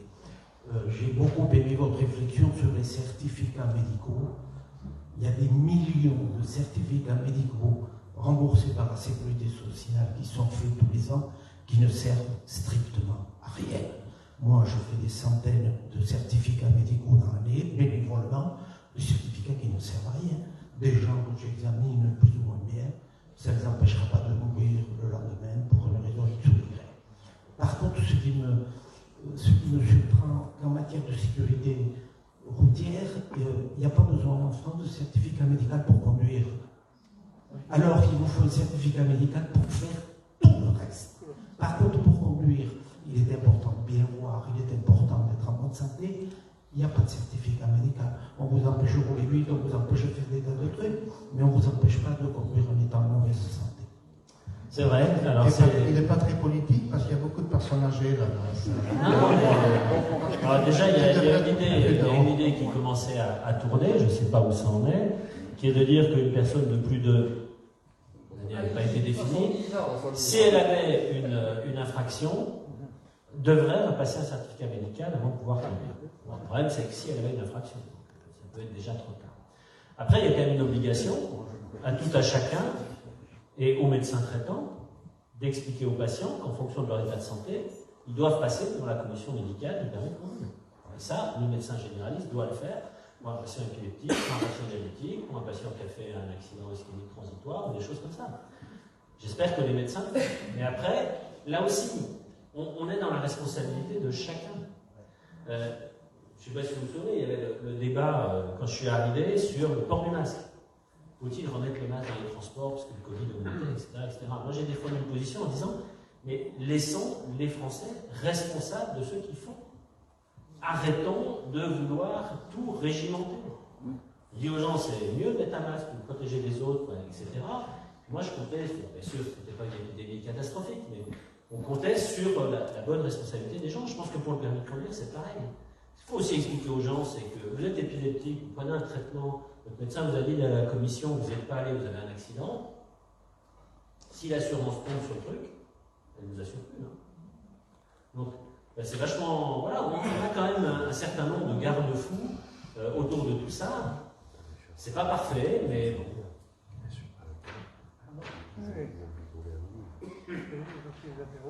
Maïté Lanchi, médecin retraité. Dans la discussion de l'intérêt des médecins à l'installation, il faudrait peut-être que vous intégriniez leur éducation médicale et l'université. Ces pauvres enfants ont connu des dizaines de réformes, souvent inutiles et désagréables pour eux. Et actuellement, ces étudiants ne passent pratiquement plus de temps à l'hôpital. Et chacun d'entre nous, il y a beaucoup de médecins dans cette salle, nous avons aimé notre métier parce qu'on a commencé très jeune, et vous aussi, Monsieur le Ministre, à voir des malades, à leur parler, à connaître leur vie. Et maintenant, un étudiant, sur un trimestre de stage, passe une semaine à l'hôpital. Donc, il faudrait peut-être intégrer aussi le côté universitaire et enseignement à l'intérêt que porteront les futurs médecins à leur métier. Alors, c'est tout à fait juste. J'en profite, puisque là, je suis au moins 2 médecins traités, pour dire que quand même fait passer la possibilité pour les médecins traités de déplafonner leur activité, de pouvoir retourner travailler. Ah, mais je suis à la retraite depuis un an et demi. Très bien, mais pourquoi je dis ça? Parce que ma problématique, c'est que les infirmières arrêtent de quitter le métier, mais que les médecins ne le quittent pas à 65 ans ou à 67 ans, de continuer à travailler, sinon on n'en aura plus assez. Enfin, ça, c'était une parenthèse. Pour les internes et les étudiants de façon générale, il y a plusieurs soucis. Le premier souci, c'est que ça ne dépend pas du ministère de la Santé. Ça dépend du ministère des universités, de l'enseignement supérieur. Bon, on a un très bon rapport avec la ministre et on avait commencé à travailler. D'ailleurs, il y a une réforme de la recherche aussi médicale qui va arriver là-dessus. Mais vous avez raison sur les stages. Mais aussi, ce que j'ai demandé aux doyens, alors c'est pas moi qui récupérerai les choses, c'est bien dommage, mais il y a des médecins universitaires ici, c'est qu'on arrête de faire que des stages au CHU. Moi, j'ai dit, je veux qu'on fasse qu'il y ait moitié de stages au CHU, moitié de stages dans des autres hôpitaux. Et pour les médecins généralistes, des stages auprès des généralistes. Pourquoi? Parce que c'est là qu'on va découvrir aussi ce qu'est l'exercice médical. Je vous donne un exemple. Moi, j'ai passé 20 ans à Verdun, plus de 20 ans à Verdun. Je ne suis pas du tout de Verdun. Verdun, on va dire que c'est Saint-Palais, parce que c'est beaucoup moins joli que Saint-Palais. Mais c'est beaucoup plus loin de Grandville. En tout cas, c'est l'endroit. Pourquoi je suis allé à Verdun? Parce que je faisais du rugby universitaire, on était l'équipe de rugby, on était plus ou moins assidus au cours à la fac, il faut être honnête, et on avait des classements dans le classement, on n'était pas tous au même endroit, quoi. Donc on voulait rester ensemble et on a dit on va aller à un endroit où personne ne veut aller. Il y avait 2 endroits où personne ne voulait aller, c'était Verdun et c'était Boulay, on le sait, les hospices de Boulay. On est tous allés à Verdun. C'était un petit hôpital qui se développait, qui a une grosse activité. Bien sûr, le groupe, on était une vingtaine à être allés à Verdun, les 2 tiers s'y sont installés. Alors qu'ils n'étaient pas du tout neusiens. Pourquoi? Parce qu'on a découvert, à un certain moment de nos études, et finalement assez tôt, que l'exercice pouvait être ailleurs qu'au CHU. Et ça, on l'a perdu. On l'a perdu parce que, j'ai rien contre les CHU, il y a des gens de CHU ici, j'ai rien contre les doyens des facultés de médecine, mais non, quand même, les CHU se gardent les internes, parce que c'est de la main-d'œuvre, et que c'est plus facile. Alors après, on peut raconter qu'ils sont mieux formés en CHU, qu'il n'y a pas les moyens de les former ailleurs, etc. C'est pas vrai. Il faut ouvrir un petit peu tout ça. Et moi, j'étais pour ça. Et c'est découverte des territoires. Vous savez, il y a 2 choses. Pour que les jeunes médecins, il y a une très belle enquête qui a été faite en décembre 2021 pour voir justement cette liberté à l'installation. C'est la DRES qui fait les études pour le ministère de la Santé qui a lancé ça dans tous les pays européens, voir ce que des gens avaient fait, etc. Il y a 2 choses qui marchent bien. La première, c'est de faire découvrir le plus tôt possible les territoires aux jeunes. Et moi, je voulais que, dès les stages d'externe, ils puissent aller dans des endroits éloignés de l'appartement. Dans la ville de fac, il n'y a pas moyen de se loger pendant 1 an ou 2 dans un autre endroit. Il faut que les cours soient adaptés. Et qu'on leur dise plus, il y a le stage le matin, le cours l'après-midi. Il faut qu'on ait des moyens de transport facilités. Et puis la deuxième, et ce qui marche encore mieux, 7 étudiants sur 10 qui viennent d'une zone désertique, entre guillemets, vont s'y réinstaller. Pourquoi? Parce qu'ils veulent s'installer là où ils ont vécu, là où ils ont leurs amis. Or, quand vous êtes un jeune loin d'une ville de fac, si je reprends l'exemple de la Meuse, d'Estenay, qui est à la frontière belge, les facultés sont à Nancy et sont à Reims, c'est plus de 200 km, il faut avoir envie de les faire. Déjà, on se dit, c'est pas accessible, les études de médecine, c'est trop compliqué, personne n'y arrive. C'est pas vrai, il suffit d'avoir une méthode de travail et on y arrive. Et ensuite, on dit, j'ai pas les moyens de me loger, j'ai pas les moyens de me déplacer, il n'y a pas de moyens de déplacement, etc. Ce que je voulais mettre en place, et j'espère que ça va se mettre en place, c'est un petit peu le principe des coordonnées de la réussite pour les professions de santé, c'est-à-dire aller chercher les jeunes dès le lycée, dès la première, leur expliquer que c'est des études qui sont tout à fait accessibles, et travailler avec les collectivités pour dire on va les aider, y compris financièrement, pour faire leurs études, qui soient prioritaires pour avoir accès à des logements d'étudiants. On a plein de choses à faire là-dessus. Mais là aussi, la temporalité n'est pas la temporalité politique, puisque toutes ces mesures, elles vont donner des résultats dans 15 ans, le temps qu'ils passent leur bac et qu'ils fassent leurs études. Donc c'est très difficile à intégrer ça. Il y a des solutions. Question par un médecin qui n'est pas retraité. Merci, pas encore. Merci beaucoup François de ce retour et ton ressenti ressenti de cette expérience unique. Je vais t'embêter un peu parce que je te trouvais assez gentil avec Bercy. Et je vais préciser ma question. Pourquoi y a-t-il autant de décalage entre ta volonté d'améliorer les choses, et ça, on est tous convaincus que tu as mis tout ton cœur, un discours du président en début d'année qui reconnaît qu'il y a un problème d'attractivité à l'hôpital et qu'il faut qu'on va y remédier, et puis les résultats quelques mois après qui sont finalement un peu décevants, même s'il y a une amélioration du paiement des heures la nuit pour les soignants, c'est quand même assez minime. Pour les praticiens hospitaliers, tu sais très bien qu'il y avait un sujet qui nous tenait à cœur, c'est les 4 années de non-gratification que les praticiens nommés avant 2020 n'ont pas bénéficié, donc ils n'ont pas bénéficié au moment du Ségur. Bon, il y a eu un arbitrage, forcément, et c'est bien Bercy, à un moment donné, qui dit non, à moins que ce soit Matignon, mais explique-nous un peu ce décalage. Alors, c'est ni Bercy, c'est ni Bercy ni Matignon. Bon, déjà, il y a plusieurs choses. Je reviens sur la notion de temporalité, parce que c'est vraiment très très important. Moi, je considère que j'ai tourné la terre, j'ai semé pas mal de choses. Il y en a qui commencent à pousser, il faut les accompagner, et on récoltera dans un an et demi. C'est ce que j'avais dit d'ailleurs. Avant 2025, je ne pense pas qu'on aura des résultats probants sur toutes les mesures qui sont prises. Quand tu parles de ces 4 années, c'est un très très bon exemple. Alors c'est très technique, c'est pour ça que j'en ai pas parlé, mais je suis arrivé syndicaliste, c'est une revendication, en disant, pour les praticiens hospitaliers qui sont concernés, j'ai dit à la DGOS, une des directions du ministère, j'ai dit, vous me réglez ça, de toute façon c'est simple, vous leur donnez 1 an d'ancienneté en plus tous les ans pendant 4 ans, ça règle le problème, et machin. Vous faites des propositions, dans 15 jours, en 3 semaines, je veux des résultats. Ils sont venus un mois après, c'est aussi rapide, parce que c'est quand même une ministère qui demande beaucoup de personnel. Ils m'ont dit, on ne peut pas. Ils m'ont dit, on ne peut pas. Parce qu'on est passé au Conseil d'État, on est allé les voir, le Conseil d'État dit, vous touchez au statut de professionnel, vous n'avez pas le droit. Si vous touchez au statut, c'est pour tous les professionnels, vous ne pouvez pas toucher à une partie des professionnels d'un même statut. Donc on est coincé. Et j'aurais pu faire le politicien, c'est venu ce terme-là. On dit, allez, on fait un texte et on y va. Puis après, le Conseil d'État nous bananait. Je dis, c'est pas moi, le Conseil d'État. Moi, j'ai fait ce que j'avais dit. Non, ça ne marchait pas. Donc, ils m'ont fait ensuite des montages pas possibles, mais des trucs incompréhensibles. Je comprends. C'est pas possible. Et finalement, la conclusion in fine, c'est de dire, il faut réformer toute la vie de l'âge. Et c'est ce qu'ils sont en train de travailler. En accord avec les praticiens hospitaliers. On va y arriver. Mais c'est ça, cette vision par les deux côtés. Ce que je disais tout à l'heure, c'est on voit un truc, oui, c'est facile. Puis tu prends un peu de hauteur, tu dis, merde, c'est pas si simple. Ça, il faut aussi que les professionnels l'intègrent. C'est-à-dire qu'on n'est pas dans un truc, je veux, ça ne marche pas. Il faut qu'on ait de la discussion et qu'on échange. C'est ce qu'on a fait d'ailleurs avec les intersyndicats, en leur expliquant, voilà, le Conseil d'État a dit non. Donc il faut qu'on trouve une autre solution. Donc ça avance, pas toujours à la vitesse. Bon, je pensais que...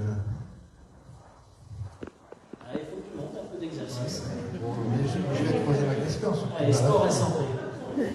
Attention, le marche.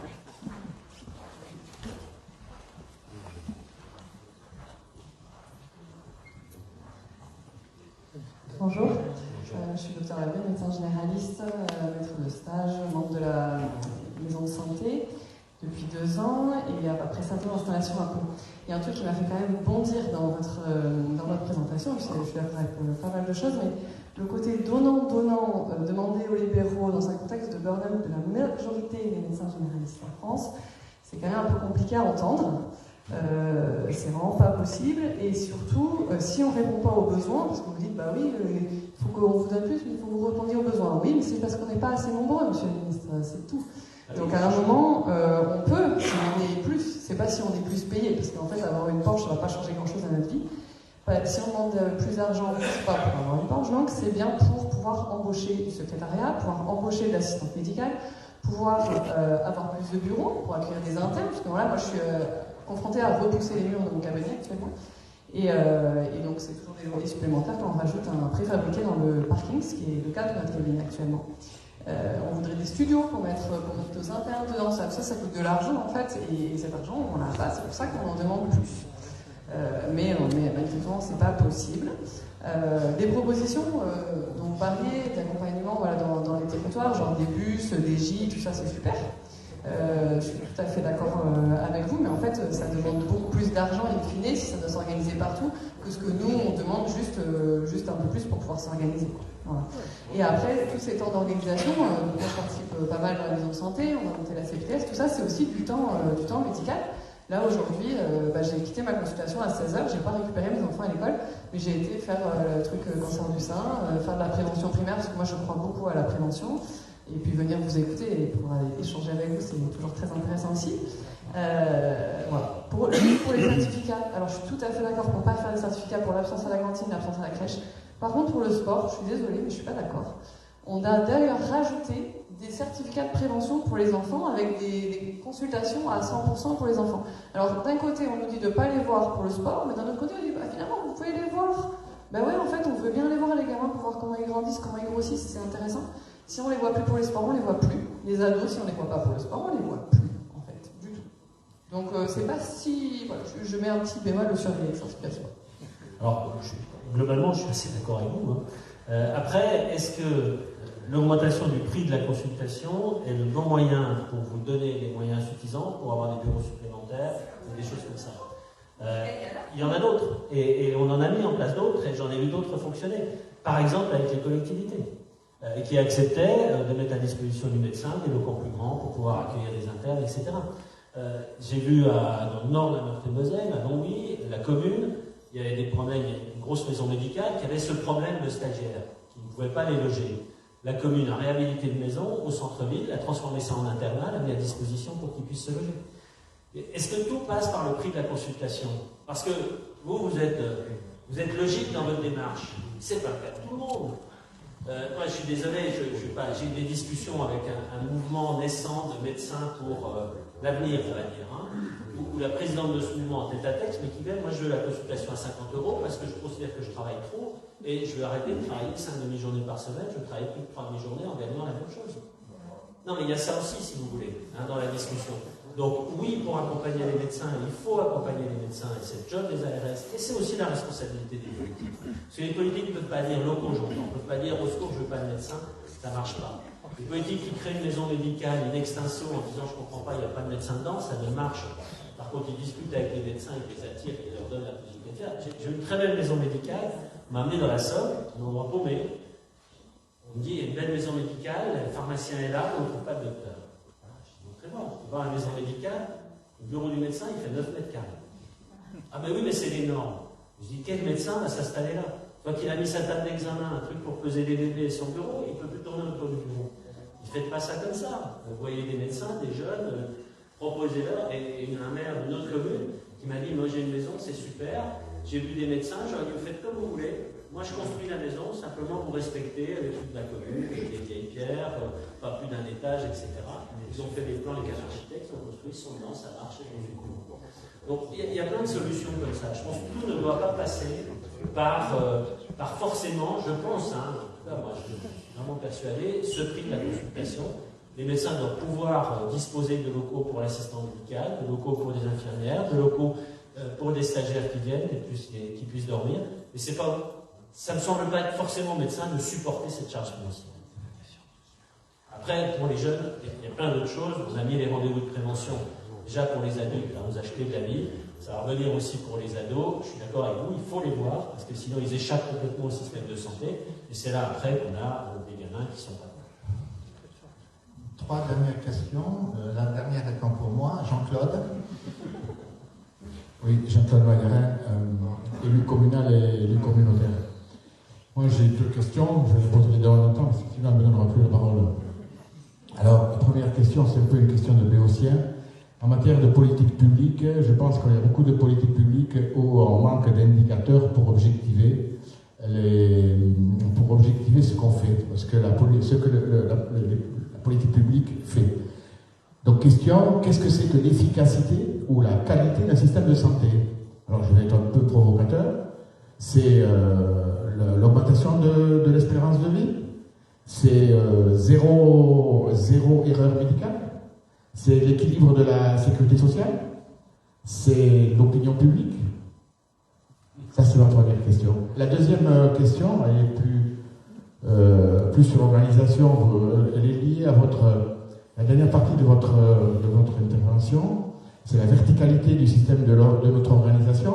j'irais jusqu'à dire, le jacobinisme de notre organisation de l'État, y compris dans les ministères, et donc y compris, je l'ai compris, mais on l'avait deviné, dans le système de santé. L'organisation que je connais assez mal, mais je sais que les ARS ont un gros pouvoir sur les territoires. Donc, quand et pourquoi on n'a pas organisé la santé avec plus d'horizontalité, plus de proximité avec les territoires, plus en bassin de vie. On a actuellement une revendication forte sur le Pays Basque qui est partagée entre 2 ARS. Et donc, aujourd'hui, ça pose problème. Donc, à quand une organisation qui se rapprochera des territoires. Ce matin, dans l'actualité, je l'entendais que, par exemple, l'accès à l'IVG, il y a des écarts énormes par territoire, par région. Donc, il faut aussi le prendre en compte. Alors, je réponds d'abord sur le côté territorial. Ce que j'essayais de dire tout à l'heure avec ces CNR territoriaux. Moi, je suis intimement persuadé que la réponse est des territoires par territoire. Ne serait-ce que parce que les pathologies qu'il y a dans le Pays Basque ne sont pas les mêmes qu'il y a chez moi en Lorraine. Parce que la population n'est pas la même, parce que les besoins ne sont pas les mêmes. Et ces besoins doivent être analysés territoire par territoire. Et c'est là le rôle des ARS. Le rôle des ARS, c'est de fournir à ces CNR, finalement, aux élus, aux professionnels, aux citoyens, les bons indicateurs de santé d'une population et dire c'est ça qu'on va suivre et c'est ça qu'on va suivre. Toutes les décisions que j'ai prises de mise en application, pour chaque, il y a un indicateur qui est mis à côté. Parce que ça aussi, c'est une grande habitude française, c'est qu'on prend plein de textes et on n'évalue jamais ce qu'on fait. Et on se retrouve in fine avec une couche de textes pas possible et finalement des textes qui se contredisent. On maintient des situations qui sont totalement inefficaces, on maintient des financements qui ne servent à rien. Donc ça, si vous avez entièrement raison, il faut des indicateurs. Après, les indicateurs, c'est pas si simple. Je vous donne un exemple que j'aime beaucoup. Vous avez un territoire dans le centre de la France, allez, je dis lequel, la Mayenne. La Mayenne est un territoire où il y a une des densités médicales les plus faibles. Et puis vous avez un autre territoire qui sont les Alpes-Maritimes. Vous avez la densité médicale qui est la plus forte. Très bien. Ben, je vous donne en mille, où est-ce qu'on vit le plus vieux? En Mayenne. 1 an de plus. Est-ce que ça veut dire que moi, au mois de octobre, on se porte? Ça va être facile, mais c'est pas ça. Ça veut dire que c'est pas si simple l'indicateur. Et qu'il faut quelque chose d'un peu plus global, mais ça, il va être territoire par territoire. Je vous donne un autre exemple. Je parle de densité médicale. La densité médicale en France, je crois que doit être autour de 77 à 80 médecins pour 100 000 habitants. Mais quand on est en dessous, on dit, mon Dieu, c'est une catastrophe, ils nous font du monde, etc. On dit, regardez, au moins les Allemands, eux, ils ont réglé le problème, en dessous d'une certaine densité, on oblige les médecins à s'installer là, très bien. Les Allemands, leur densité en dessous de laquelle ils ont essayé d'obliger les médecins à s'installer, c'est 66 pour 100 000 habitants. Si on prend cette densité en France, il y a 2 déserts médicaux en France. Wallis et Futuna et Mayotte. Ça interroge quand même. Simplement, quand on regarde un peu mieux, les Allemands, ils ne sont pas organisés pareil. Les Allemands, eux, sont organisés en maison médicale, systématiquement, avec des pluriprofessionnels. Ils travaillent en groupe, avec des infirmières, avec des kinés, avec même des biologistes dans les maisons médicales. Donc, il y a une organisation qui est différente. Donc, attention aux indicateurs, c'est ça ce que je veux dire. Il ne faut pas se fier à un seul indicateur, il en faut certainement plusieurs sur les populations. Le côté financier n'étant pas pour moi un indicateur prioritaire, loin de là, c'est d'abord répondre aux besoins de santé de la population, et c'est ça qui est important.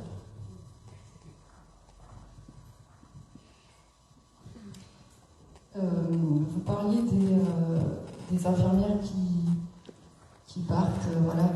Alors moi, je suis une ancienne infirmière, et c'est vrai que il y a quelque chose vraiment une réflexion à avoir pour les professionnels de santé en général. Là, ces dernières années, avec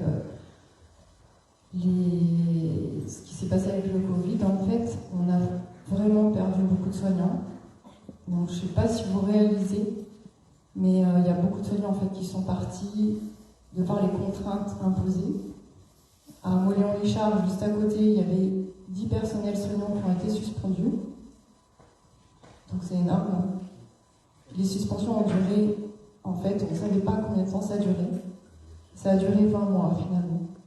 20 mois où ces ces personnels de santé qui ont travaillé honnêtement très bien jusque-là se sont retrouvés sans salaire, au chômage, sans RSA. Donc voilà le remerciement que ces personnes ont eu. Pour avoir quoi? Pour avoir juste réfléchi. C'est-à-dire qu'elles étaient obligées en fait d'avoir une injection contre le Covid pour travailler. On est d'accord? Voilà. On a appelé donc le pass vaccinal. Or, si on réfléchit en tant que soignant, hein, on va sur le site de pharmacovigilance de l'ANSM, on regarde en fait la balance bénéfice-risque pour soi-même, on est d'accord. Là déjà, il n'y a pas de consentement libre et éclairé à avoir puisque c'est obligatoire. Voilà. Donc c'est pas libre. Et par contre, on regarde les effets secondaires et au mois d'août 2021, il y avait déjà 12 000 effets secondaires graves recensés. Donc on est en droit de se poser la question, est-ce que je le fais ou pas, ce vaccin? C'est tout à fait légitime. Il est encore sous AMM conditionné. Voilà. Et après, on se pose des questions en disant, il y a des soignants qui disparaissent, mais c'est évident en fait, puisqu'en fait on ne respecte même pas la balance bénéfice-risque, on impose. C'est la première fois que ça a été imposé comme ça, sans avoir quelque chose derrière. Enfin, on fait une fin de contrat, on fait une rupture conventionnelle, on a droit à une indemnité chômage, quelque chose comme ça. Là, c'était presque punitif et il y a beaucoup d'étudiants aussi qui n'ont pas continué leurs études. C'est impressionnant en fait. Voilà, comment on peut retrouver confiance en fait après avoir vécu de telles choses, un abandon en fait. Un abandon puis des contraintes aussi fortes. Voilà. Alors, il y a deux questions dans votre question. Bon, la question de l'obligation vaccinale. Sur l'obligation vaccinale, elle existe déjà, elle existait avant. Sur les obligations de vaccination des enfants, sur les obligations de vaccination de l'hépatite pour les soignants, ça n'a jamais posé de problème. Là, il y a une vaccination qui était indispensable pour qu'on sorte du Covid, tout le monde est d'accord maintenant. Il n'y avait pas plus de complications que toute autre vaccination. Il fallait le faire. C'est une décision politique qui a été prise, que c'est pas moi qui l'ai prise, je l'assume et je la défendrai. Et il fallait la faire à un instant T. Je suis même désolé de l'avis qu'a pris la HAS, la Haute Autorité de Santé récemment, quand je lui ai demandé quelles étaient les vaccinations obligatoires pour les soignants, d'avoir dit que la grippe n'était pas obligatoire, que le Covid n'était pas obligatoire, que d'autres vaccinations n'étaient pas obligatoires. Je le regrette, mais j'ai mis en application ce que m'a dit la Haute Autorité de Santé, et la France a toujours suivi l'avis des spécialistes, des autorités de santé pour ces obligations. On peut réécrire l'histoire, mais en tout cas c'est comme ça. Après, il y a la problématique des gens qui quittent le métier. Ça, c'est une vraie problématique. Et une des choses, moi, qui m'a obsédé, c'est que 30%, jusqu'à 30% par certains endroits, des infirmières quittent leur métier, soit pendant leur formation, soit pendant leur première année d'exercice. Et ça, c'est dramatique. Parce qu'on peut continuer à créer des places, mais si ce pourcentage augmente, il y a un souci. Donc j'ai vu les infirmières, les étudiants, je leur ai demandé, mais pourquoi vous quittez? Il y a deux raisons. La première raison, c'est pour des raisons financières. Parce qu'il n'y avait pas d'indemnité de stage, les stages étaient mal payés, ils n'arrivaient pas à s'en sortir, comme malheureusement beaucoup d'étudiants.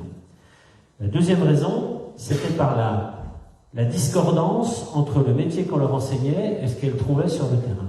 Et ça, c'est dramatique. On a élargi la formation des infirmières, on a pris des gens venant d'horizons différents, mais on n'a pas changé le cadre de la formation.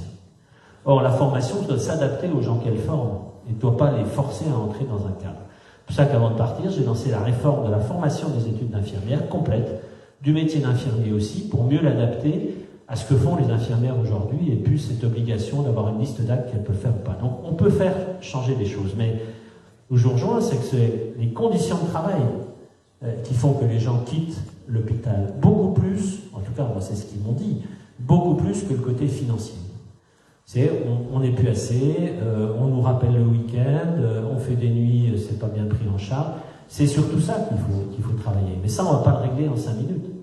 Le Ségur de la santé a permis de revaloriser de 7 milliards les rémunérations des professionnels de santé à l'hôpital.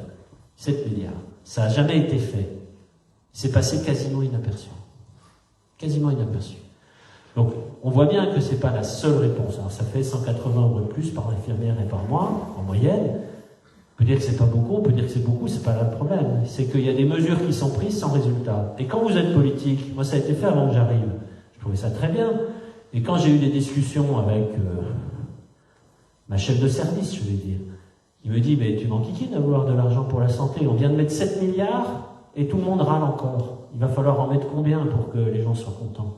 Moi j'en sais rien, mais c'est parce qu'on a pris le problème par le mauvais côté. Oui, il y a le côté financier, mais il y a surtout le côté conditions de travail, respectabilité des gens et des professionnels. Alors, peut-être que la vaccination en fait partie, mais comme je vous l'ai dit, on ne va pas réécrire l'histoire sur cette vaccination. Après, vous répondez pas à sa question. Hein. Vous répondez... Non, attendez. Vous répondez pas à sa question dans un sens que les gens ont été suspendus. Vaccination obligatoire ou pas? Comme dans certains métiers médicaux, soignants, tout ça. Ça, on est d'accord. Mais ils n'ont pas été indemnisés ou au droit au licenciement. Donc c'est quand même irrespectueux par rapport aux soignants qui n'ont pas voulu avoir un champ vaccinal. Si vous n'avez pas de vaccination contre l'hépatite B, vous ne pouvez pas venir à l'hôpital, vous ne pouvez pas travailler. Je suis d'accord, mais on travaille. Vous ne pouvez pas travailler. On travaille pas, mais on a un droit au licenciement ou on a le droit au chômage ou tout ça. Là, dans ce cas-là, les gens qui ont été suspendus n'ont pas eu le droit à quoi que ce soit. C'est la question qu'a posée. Hein. On ne va pas réécrire l'histoire de la crise Covid. La seule chose que je peux dire sur la crise Covid, c'est que la France est reconnue au niveau international comme le pays qui a le mieux géré cette crise. Ah, ça c'est ce que vous dites. Non, c'est pas c'est qui? C'est le meilleur pays du monde. C'est tout le monde. L'OMS. Je vous propose une dernière question. Non, il a demandé avant.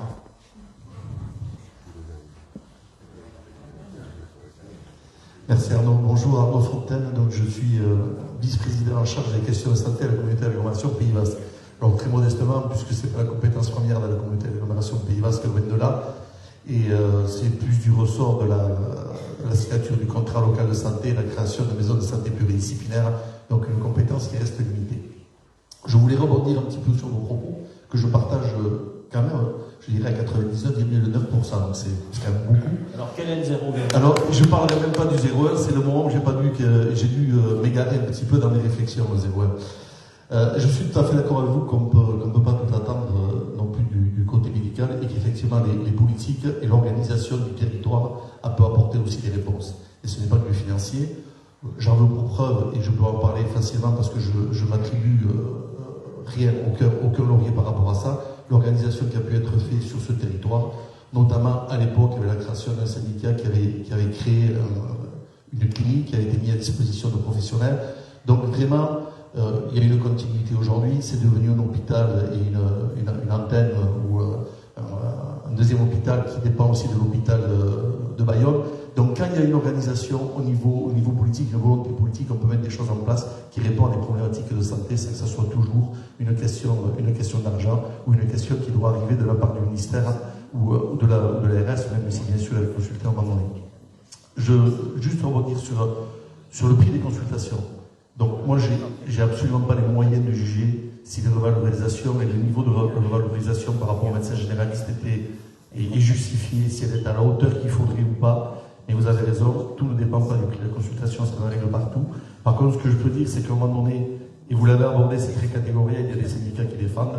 Quand c'est sorti dans la presse qu'il y avait des syndicats qui demandaient une revalorisation à 50 € la consultation entre le terrain sec, je peux vous assurer que quand même l'opinion publique et les gens qui ne sont pas du métier trouvaient que la demande était quand même quelque peu démesurée.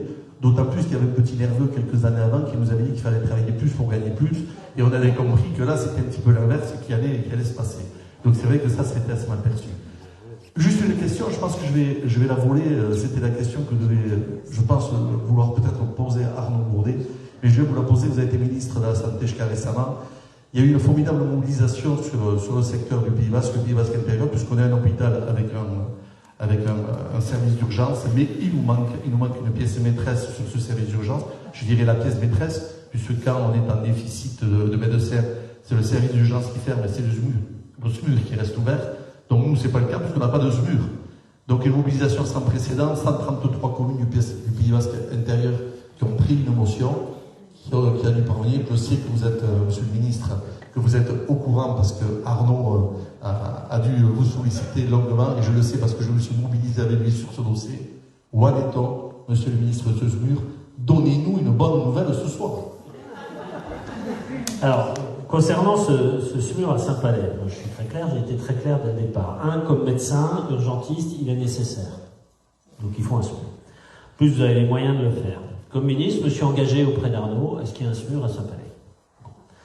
Cet engagement, je l'ai transmis à mon successeur. C'est la seule chose que je lui ai transmis de mes engagements. Je n'en ai pas pris beaucoup. Mais je dis, je me suis engagé à ce qu'il y ait un SMUR à Saint-Palais. D'ailleurs, j'y vais en septembre et j'aimerais bien que ce soit fait pour... voilà. Donc Arnaud est témoin, j'ai reposé la question à midi et la réponse a été, c'est inscrit dans le plan régional de santé. Ça va suivre maintenant son cours normal du plan régional de santé avec une concertation au niveau des élus, territoriale, régionale.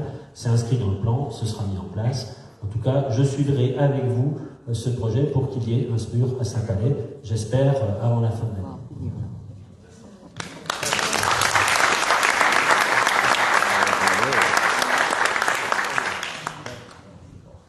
Bonsoir, oui, Timothée Cocher, élu municipal et élu communautaire sur le terrain. Donc, je voudrais repartir donc sur la question de la territorialité. Il a été indiqué tout à l'heure que 135 communes se sont mobilisées, notamment pour la mise en place du SMUR. Donc, parmi ces communes, il y a toutes les communes de Soule. Aujourd'hui, donc, il a été indiqué par Arnaud Fontaine. La communauté des communes a la compétence sur le plan local de santé. Il s'avère qu'à l'échelle du territoire du Pays Basque, donc, il y a une offre hospitalière qui dépend de deux hôpitaux différents, une partie qui est rattachée à Bayonne, l'autre partie qui est rattachée à Pau. Donc c'est vrai que depuis Paris, depuis l'ARS, on observe le Pays Basque dans le cadre du département, et je pense que la question donc, du SMUR aussi a dû se jouer sur cette échelle territoriale. Donc il nous semble qu'aujourd'hui, en phase avec le travail qui est mené par la communauté des communes, avec des résultats probants à l'échelle du territoire, il serait intéressant et nécessaire que l'offre hospitalière aussi se déploie à cette même échelle. Donc, voilà. Donc vous avez indiqué également que la réflexion sur le SMUR va faire partie de l'organisation régionale de santé. Et il nous semble que cette question aussi doit être posée pour qu'il y ait une cohérence territoriale et que le service de qualité pour l'intégralité des habitants du Pays Basque puisse être garanti. Écoutez, je vous ai parlé tout à l'heure du CNR Santé, cette déclinaison justement territoriale. Vous avez quand même du bol ici. Je sais que Pau, c'est pas le Pays Basque, c'est le Béarn, on m'a dit. Mais vous avez quand même le maire de Pau qui est responsable du CNR au niveau national. Et qui est, je le sais pour en avoir discuté avec lui, intimement convaincu de cette réponse qui doit être adaptée au niveau de chaque territoire. Donc, à mon avis, vous n'aurez pas beaucoup de mal à le convaincre, s'il faut convaincre Pau, en tout cas à mettre cette déclinaison territoriale à l'échelle de votre territoire de santé. Bien. Je vous propose qu'on en reste là. Je pense qu'il faut remercier François Braun.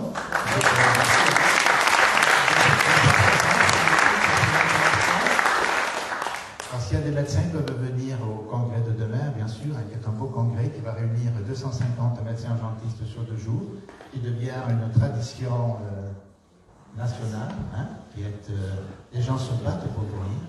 Je confirme. Voilà. Donc, merci à tous et bonne soirée. Bonsoir.